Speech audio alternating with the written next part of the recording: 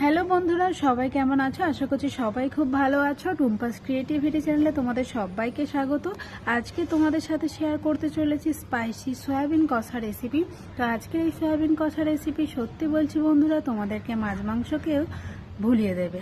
তো চলো আজকের এই রেসিপিটা পুরোটা দেখতে থাকো, আর ভালো লাগলে লাইক কমেন্ট আর বন্ধুদের সাথে শেয়ার করে দিও, আর আমার চ্যানেলটাকে সাবস্ক্রাইব করে আমার সাথে থেকো, আর পাশে থাকা বেল আইকনটা অবশ্যই প্রেস করে রেখো, যাতে নিত্য নতুন ভিডিও যেই আমি আপলোড করব তোমাদের কাছে নোটিফিকেশনটা পৌঁছে যায়। চলো শুরু করি। এখানে আমি সয়াবিনগুলোকে 20 মিনিট মতো ঠান্ডা জলে ভিজিয়ে রেখেছিলাম। এবার সয়াবিনগুলোকে আমি জল চিপে নিয়ে নিয়েছি। তো এর মধ্যে এবার আমি দিয়ে দিচ্ছি নুন, দিয়ে দেব হলুদ গুঁড়ো, আর দিয়ে দেব বেশ খানিকটা লঙ্কা গুঁড়ো। এবার সয়াবিনগুলোকে বেশ ভালো করে ম্যারিনেট করে নেব।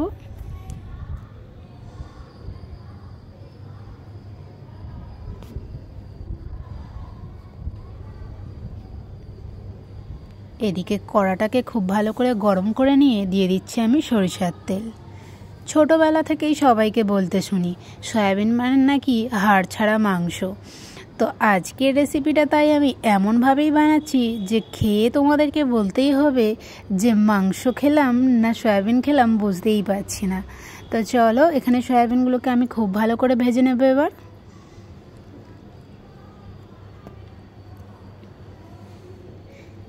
এইভাবে সয়াবিনগুলোকে খুব ভালো করে ভেজে নিয়ে সয়াবিন ভাজা খেয়েও দেখবে বেশ টেস্টি লাগে।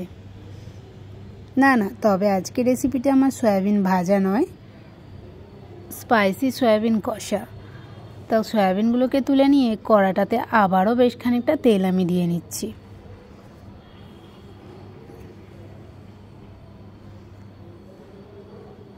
ফোড়নে দিয়ে দিচ্ছি বেশ খানিকটা 5 ফোড়ন, আর দিয়ে দেব চেরা কাঁচা লঙ্কা।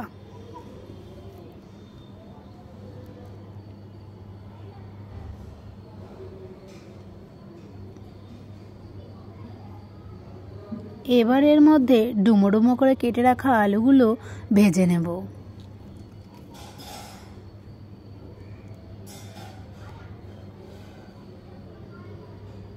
সয়াবিনের এই রেসিপির জন্য আলুগুলোকেও বেশ ভালো লাল লাল করে ভেজে নিতে হবে। আলুর মধ্যে দিয়ে দিচ্ছি আমি বেশ খানিকটা হলুদ গুঁড়ো,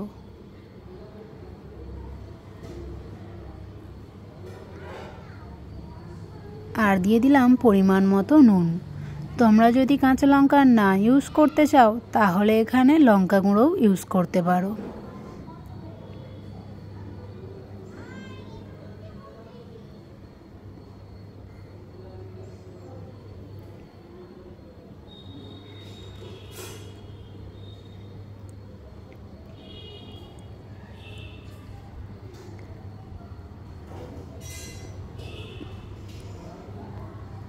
তো বন্ধুরা, আমার এই রেসিপিটা ভালো করে দেখো আর বাড়িতে ট্রাই করো। তো আলুগুলো বেশ ভালো করে ভেজে নিয়ে আমি দিয়ে দিলাম সয়াবিন।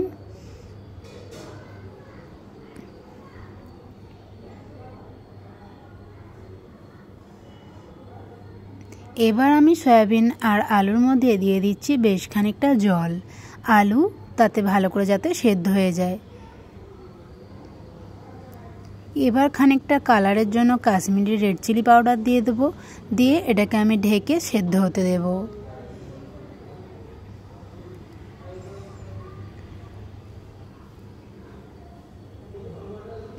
তো তোমরা যারা প্রথম আমার ভিডিও দেখছো তাদের কাছে অনুরোধ, আমার চ্যানেলটা অবশ্যই সাবস্ক্রাইব করে রেখো, আর পাশে থাকা বেল আইকনটাও প্রেস করে রেখো, যাতে নিত্য নতুন ভিডিও আপলোড করার পরেই প্রথমেই তোমাদের কাছে নোটিফিকেশানটা চলে যায়।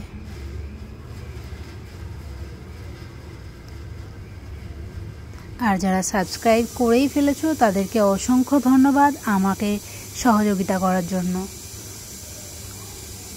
এইভাবেই তোমরা আমার সাথে থেকো।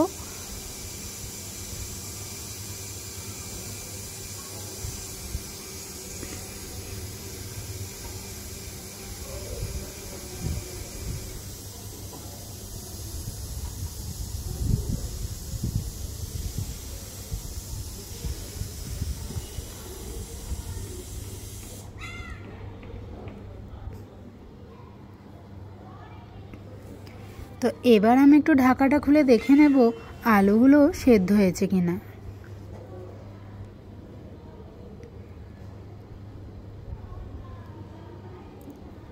তো আলু মোটামুটি মতো সেদ্ধ হয়ে গেছে, তবে পুরো সেদ্ধ হয়নি, আরও একটু গললে তবেই তরকারিটা টেস্ট হবে।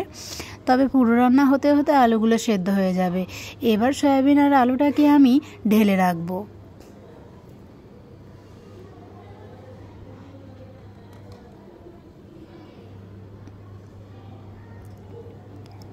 কড়াটাকে ধুয়ে সেই জলটাও আমি এই রেসিপিতে ইউজ করে নেব।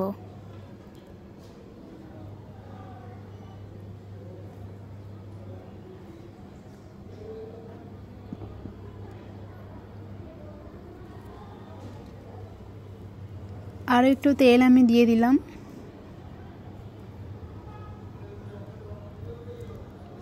এবার দিয়ে দেব ক্যাপসিকাম কুচি।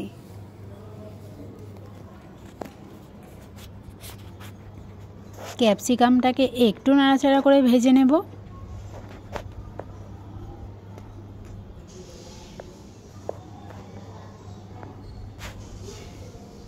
আর দিয়ে দিলাম একটা টমেটো কেটে রেখেছিলাম, সেটাও এখানে আমি অ্যাড করে দিলাম। এবার টমেটো আর ক্যাপসিকামটাকে বেশ ভালো করে ভেজে নেব।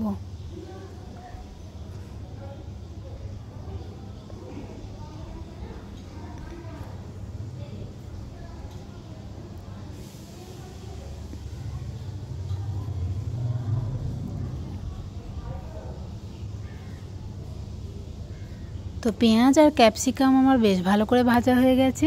এবার দিয়ে দিলাম এখানে আদা আর জিরে বাটা, আর দিয়ে দিলাম সামান্য ধনেপাতা কুচি। এবার মশলাটাকে খুব ভালো করে আমি কষে নেব। তো আজকের এই রেসিপিটা ভীষণ টেস্টি। তো এই রেসিপিটা তোমরা নিরামিষ দিনেও বানিয়ে খেতে পারো। আর দিয়ে দিলাম জিরে গুঁড়ো, আর দিয়ে দিলাম এখানে আমি এভারেস্টের যে গরম মশলা সেটা দিয়ে দিলাম, আর দিয়ে দিলাম চাট মশলা।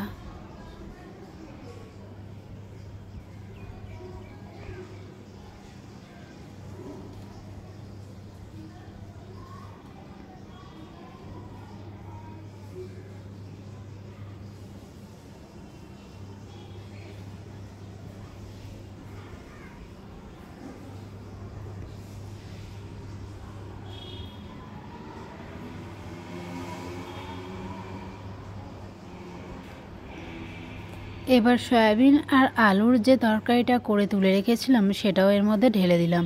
এবার সম্পূর্ণ রেসিপিটা একটু নাড়াচাড়া করে নিচ্ছি।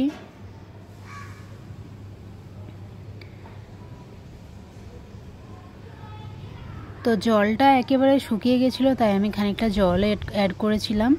তো যাই হোক, রেসিপিটা দেখো। এবার আমি একটু ফুটিয়ে নেব।